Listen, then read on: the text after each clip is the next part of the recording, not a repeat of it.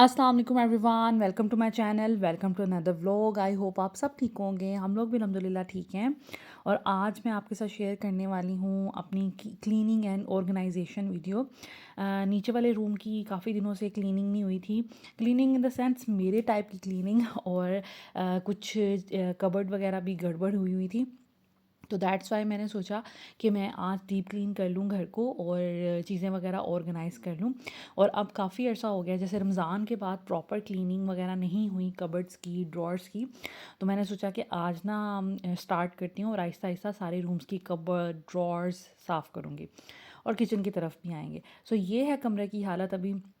Morning का time है, बच्चे स्कूल जा चुके थे, तो यहाँ पर जो कमरा है ना काफ़ी उलट पुलट हुआ हुआ था। और आप देख सकते हैं ड्रॉर्स की हालत भी ख़राब हुई हुई थी। इसके अलावा ये जो कबर्ड है ना, ये मैंने अभी इस कबर्ड में नया रॉड डलवाया है। मैं इंशाअल्लाह नेक्स्ट वीडियो में बताऊंगी कि क्या थी ये कबर्ड और हमने फिर क्यों इसको रॉड डलवाया। तो ये जब दरवाज़ा इसका बंद करते हैं ना, तो जो शर्ट्स हैं ना उन वो थोड़ी, जिसे कहते हैं ना, इसके साथ टच होती हैं। तो एक जो इसका डोर है वो थोड़ा पीछे की साइड पे और एक थोड़ा सा आगे को उभरा हुआ है, तो मैं सोची हूँ उस साइड पे मैं शर्ट्स रख दूँ ताकि इसके साथ टच नहीं हो। और दूसरी साइड पे मैं पैंट्स रख दूँ, क्योंकि पैंट्स का तो कोई इशू नहीं है, वो तो बिल्कुल हैंगर के दरमियान में आ जाती हैं। तो वो मैंने ठीक करना है। यहाँ पर कुछ लटर पटर पड़ा हुआ है, उसको ठीक करूँगी। तो लाइक इसको पूरा ऑर्गेनाइज़ करूँगी। तो और जो मेरी हैं, जहाँ पर मैं सारी अपनी बेडशीट्स वगैरह रखती हूँ, उसका भी हालत ख़राब हुई हुई है। ये हुसैन भाई ने किया है, मैंने नहीं किया। तो मुझे जज ना कीजिएगा, वो कपड़े रखते हैं तो उन्होंने उलट पुलट सारी कर दी है, और हस्बैंड ने भी जो दिल किया है ना यहाँ पे चीज़ें रखी हुई हैं। तो खैर मैंने आज इसको ऑर्गेनाइज़ करना है।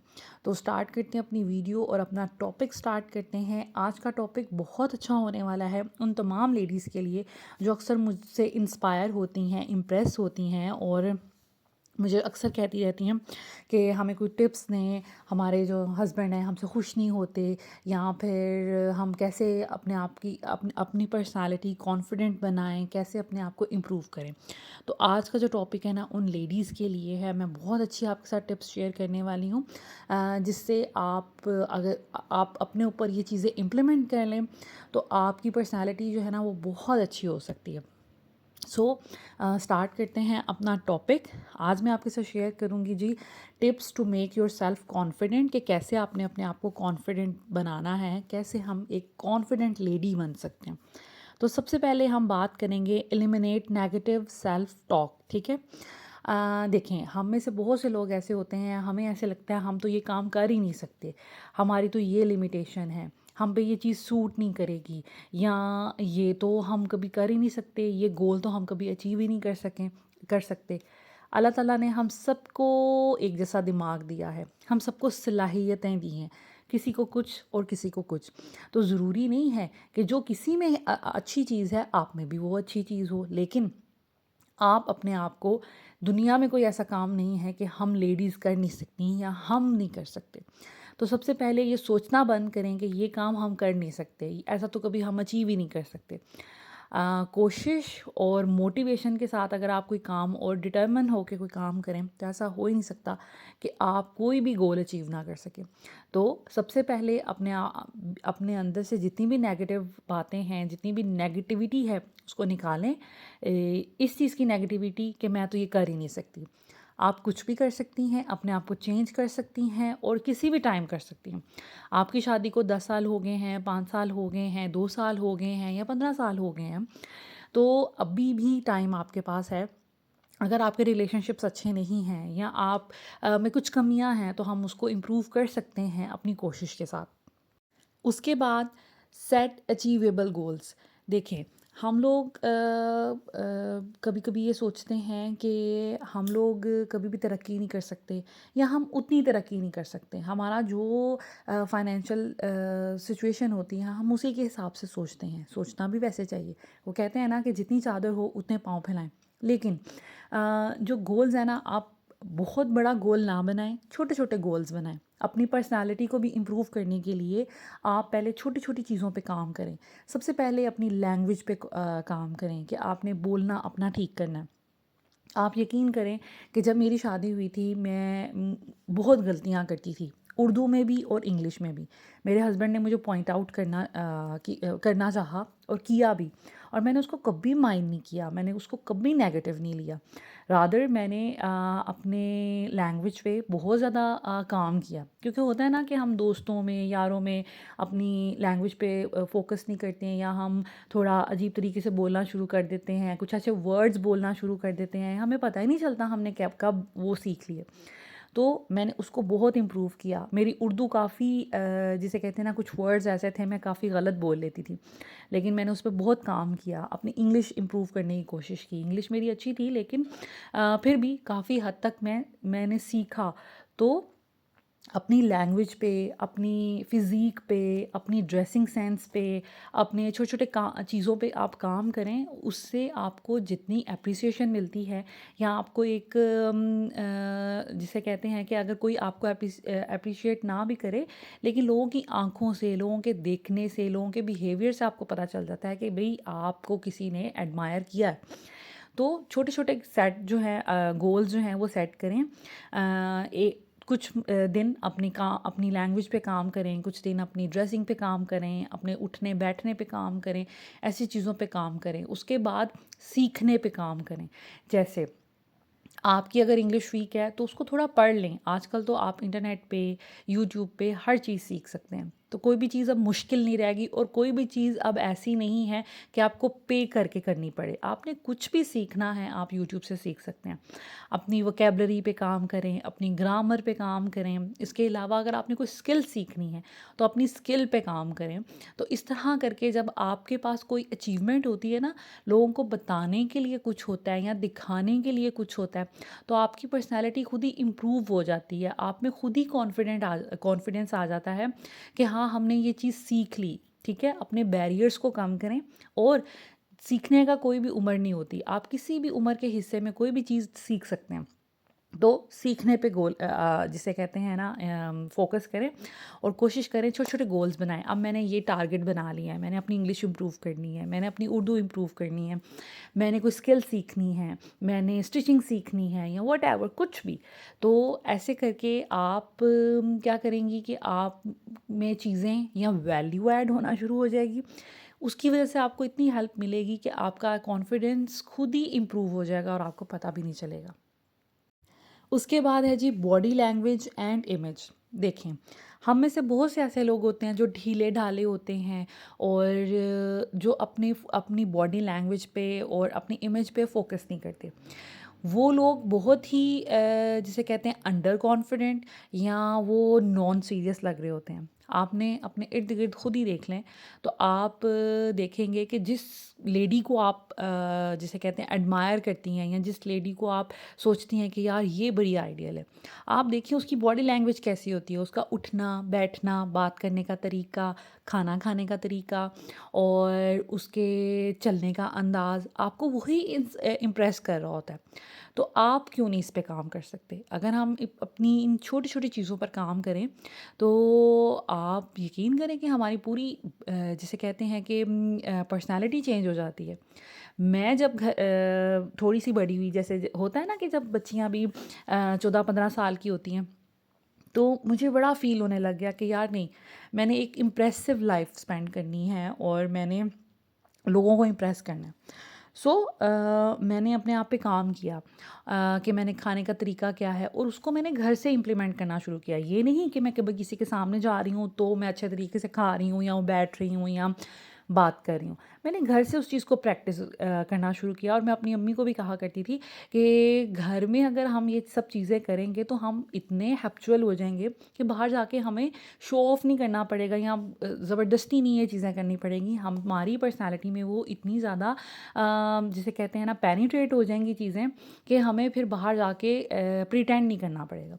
तो घर में ही रहकर आप कोशिश करें कि अपनी बॉडी लैंग्वेज पे काम करें। देखिए, बॉडी लैंग्वेज एक पूरा एक सब्जेक्ट है, ठीक है?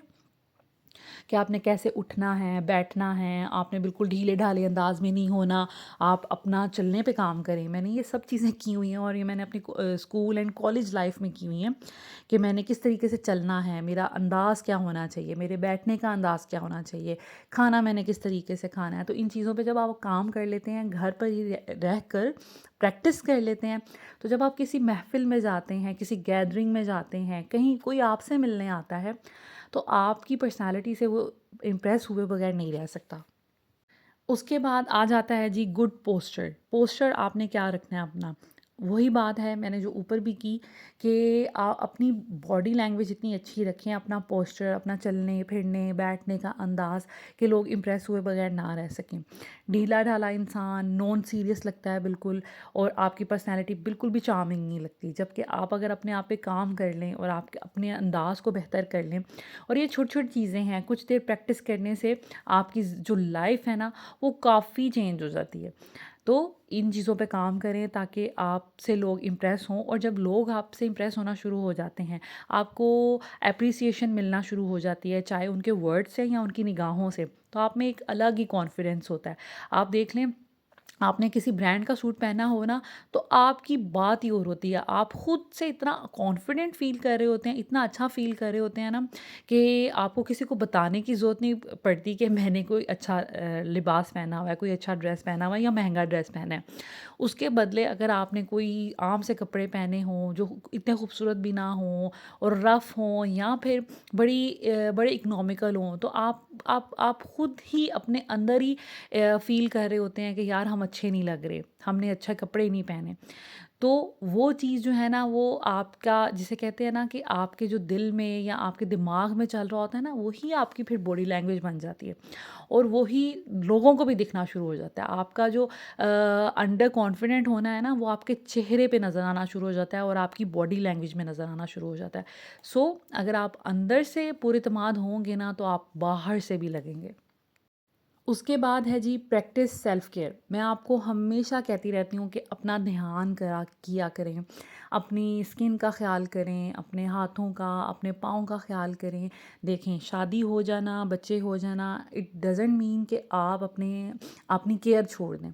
और जब आप अपनी केयर छोड़ देते हैं, तो जब कामों से जब आपको फुर्सत मिलती है, कभी अकेले वक्त में, या आप कभी अपने शीशे में अपने आप को देखें, तो आपको फ़ील होता है यार मेरा क्या हाल हो गया। यही चीज़ लोग भी फ़ील करते हैं, आपके हस्बैंड भी फ़ील करते हैं। वो आपको कहेंगे नहीं, क्योंकि हमारे सोसाइटी में ये चीज़ बुरी लगती है कि इतनी फ्रेंडशिप होती ही नहीं है हस्बैंड वाइफ में कि हस्बैंड वाइफ को कह दे कि भई आपकी स्किन ख़राब हो रही है, आपका कॉम्प्लेक्शन ख़राब हो रहा है, या आप अच्छी नहीं लग रही, या आप एज्ड लग रही हैं। तो उस सूरत में क्या होता है, आपको कभी कोई बताता ही नहीं है। बच्चे भी हमारे, क्योंकि बच्चे जो हैं वो माँओं से बहुत प्यार करते हैं, वो कभी भी नहीं फ़ील करते कि हमारी माँ बूढ़ी हो रही है, खूबसूरत नहीं लग रही, या उसकी स्किन ख़राब हो रही है। और बच्चों को तो वैसे भी पता नहीं होता, उनकी माँ तो उनके लिए वैसे ही कोई सुपर ह्यूमन होती है। लेकिन आप जब खुद अपने आप को शीशे में देखते हैं कुछ अरसे बाद, तो आपको ये फ़ील होता है कि भाई मैं अच्छी नहीं लग रही, या मेरी स्किन कितनी ख़राब हो गई है। तो घर के काम काज के साथ साथ थोड़ा टाइम वीकली या आफ्टर 10 डेज़ अपने लिए निकालें, अपनी सेल्फ केयर करें, अपने बालों को। और मैं हमेशा ये कहती हूँ कि नीट एंड टाइडी आपको घर में भी रहना चाहिए। घर में कोई अचानक आ जाता है, या आपके हस्बैंड को इम्प्रेस करने के लिए, क्योंकि देखें, हस्बैंड वाइफ का ऐसा रिलेशनशिप होता है कि इसको हमेशा ताज़ा रखना पड़ता है। इस ताज़ा रखने के लिए आपको प्यार, मोहब्बत और थैंकफुल एक दूसरे का रहना चाहिए। एक दूसरे के साथ अपने प्यार का इज़हार करते रहना चाहिए, और अपने आप को भी सँवार के रखना चाहिए, ताकि आपके जो हस्बैंड हैं आपसे खुश हों। ठीक है? तो कोशिश करें कि अपनी सेल्फ केयर पे तवज्जो दें। आपके कभी भी वाइट हेयर नज़र नहीं आने चाहिए, आपकी आईब्रोज़ कभी भी बड़ी नहीं होनी चाहिए। आपके फेस पे अगर फेशियल हेयर है, आपके अगर हेयर हैं, तो उनको कोशिश करें कि मंथ में एक दफ़ा ज़रूर रिमूव करवाएं, या जो भी आप प्रोसीजर करना चाहें आप करें, लेकिन आप रफ़ नहीं लगनी चाहिए। इसके अलावा डेली बेसिस पे अपने स्किन को मॉइस्चराइज़ करें। कोई अच्छा सा spray, perfume, roll on, body spray कुछ भी ज़रूर लगाएं, ताकि आप में से एक अच्छी सी खुशबू आए। हल्का-फुल्का अपने लिप्स पे कोई ना कोई लिपस्टिक या लिप बाम ही एटलीस्ट लगा लें। तो इस तरह की छोटी-छोटी चीज़ें करने से ना आप हमेशा नीट लगते हैं, और आपके बच्चे, आपके हस्बैंड आपसे खुश रहते हैं, और आपको खुद भी खुशी होती है कि यार हाँ, मेरी इतनी एज हो गई है।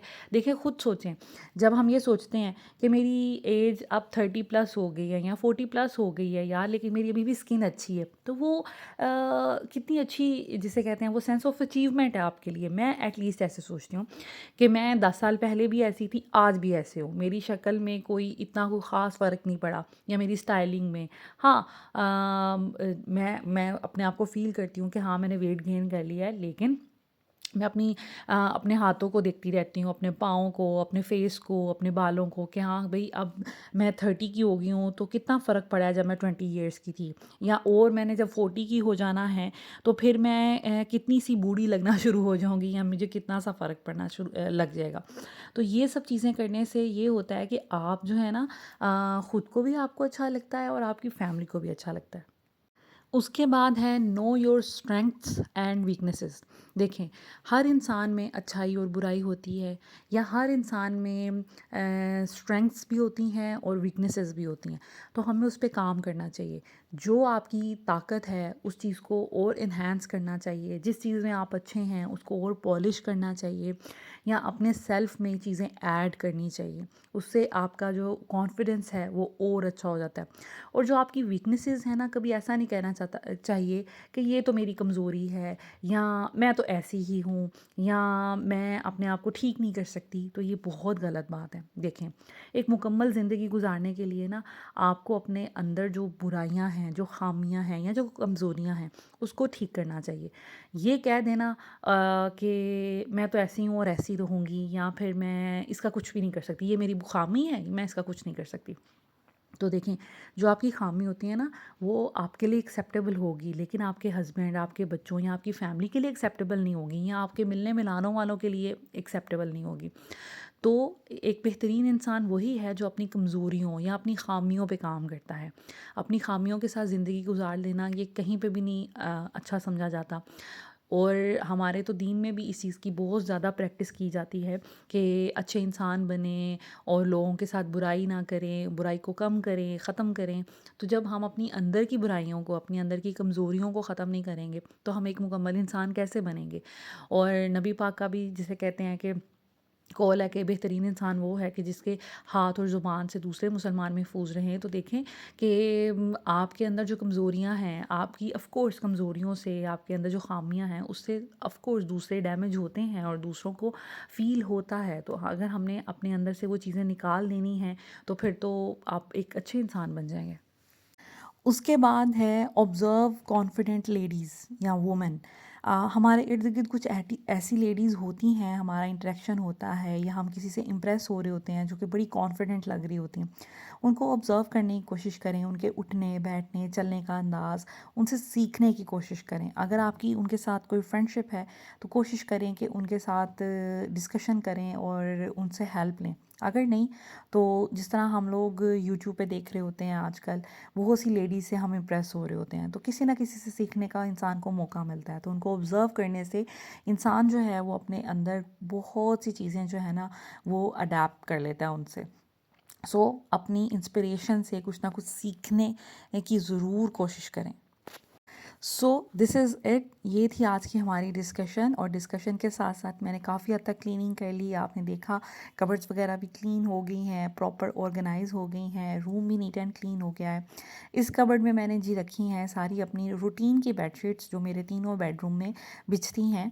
इसके अलावा यहाँ पे ये जो ड्रॉर है, इसके अंदर मैंने सारे अपने एक्स्ट्रा पिलो कवर रखे हैं।